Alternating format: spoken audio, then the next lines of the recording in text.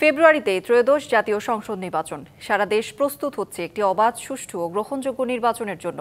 কি ভাবছেন সাধারণ মানুষ থেকে শুরু করে আগামীর জনপ্রতিনিধিরা?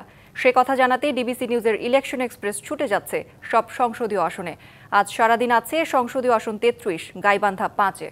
স্বাগত সিএসআরএম ডিবিসি ইলেকশন এক্সপ্রেসে। আজ সারাদিন রয়েছে ৩৩, গাইবান্ধা ৫ আসনে। এই মুহূর্তে আমাদের সঙ্গে উপস্থিত রয়েছেন জেলা বিএনপির সাধারণ সম্পাদক মাহমুদুন নবী টিটুল। তার কাছে তিনিও এই আসন থেকে মনোনয়ন প্রত্যাশী। তার কাছে জানতে চাইব তিনি কেন এই আসন থেকে মনোনয়ন চাচ্ছেন। এই যে আপনি এই আসন থেকে কেন মনোনয়ন প্রত্যাশী? বিসমিল্লাহির রহমানির রহিম।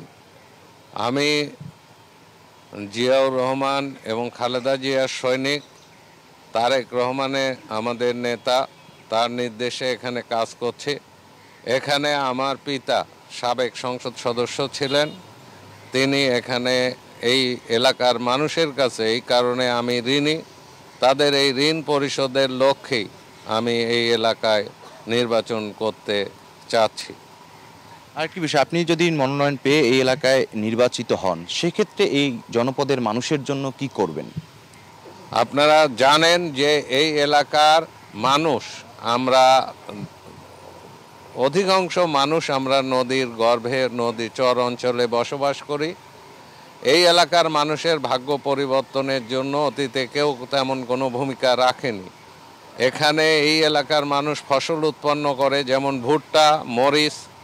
এই ফসল উৎপন্ন করে তারা ন্যায্য দাম পায় না। তাদের যাতে তারা ন্যায্য মূল্য পায়, এই জন্য তাদের যোগাযোগ ব্যবস্থা উন্নয়ন করা এবং আমাদের চর অঞ্চলগুলো যাতে আর নদী ভাঙনে বিলীন হয়ে না যায়, সেই জন্য নদী চরগুলোকে আমরা প্রোটেকশন করব, মানে চর প্রোটেকশন ব্যবস্থা করে যাতে ওখানে আমরা স্থায়ীভাবে আমরা চরের ভিতর বসবাস করতে পারি। আমিও চরের ছেলে, আমি জানি চরের মানুষের দুঃখ বেদনার কথা আমার জানা।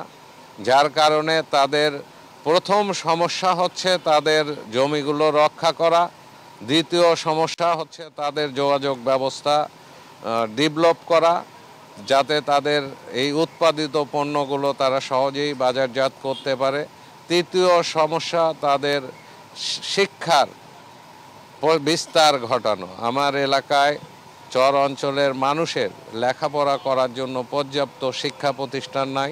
শিক্ষা প্রতিষ্ঠান সেখানে প্রতিষ্ঠা করতে হবে, এটা আমি করব। আরেকটি বিষয়, এই যে আপনার চরের যে জনপদের মানুষ রয়েছেন, তাদের বিভিন্ন রকম সমস্যা রয়েছে এবং এই জনপদের যে রাস্তাঘাট আমরা দেখেছি সেগুলো হচ্ছে জরাজীর্ণ। তো এই সব নিয়ে আপনার কি পদক্ষেপ থাকবে? অবশ্যই আমরা বারবার এই এলাকার মানুষ বিভিন্নভাবে আমরা বঞ্চিত হয়েছি।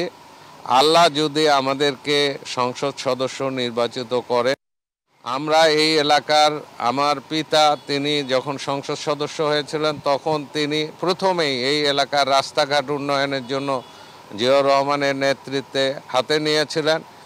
আমরা যদি সংসদ সদস্য নির্বাচিত হই, তারেক রহমানের নির্দেশে একটি দুর্নীতিমুক্ত, অসাম্প্রদায়িক, বিজ্ঞান ভিত্তিক একটা শাসন ব্যবস্থা প্রতিষ্ঠা করব এবং এলাকার মানুষের রাস্তাঘাট সেগুলান বিনির্মাণের জন্য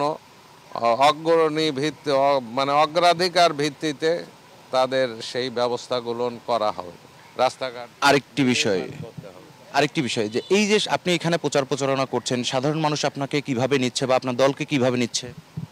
আপনারা সকলেই জানেন বিএনপি বাংলাদেশের এমন একটি দল, আজকে যে আমরা ভোট দিচ্ছি, এই ভোটের অধিকার প্রতিষ্ঠা করার জন্য আমাদের এখানে হাজার হাজার ছেলে মেয়ে জীবন দিয়েছে, বরণ করেছে, জেল খেটেছে, গুলি খেয়েছে। আমার নেত্রী মৃত্যুকে আলিঙ্গন করেছে কিন্তু আপোষ করেননি। এই এলাকার মানুষ তার এই আপোষহীন নেতৃত্ব এবং আমাদের নেতা তারেক রহমান সারা বিশ্ববাসীর কাছে এবং বাংলাদেশের মানুষের কাছে এখন সবচেয়ে জনপ্রিয় নেতা এবং সবচেয়ে জনপ্রিয় ব্যক্তিত্ব। যার কারণে এই এলাকার মানুষ তাদের প্রতি কৃতজ্ঞ।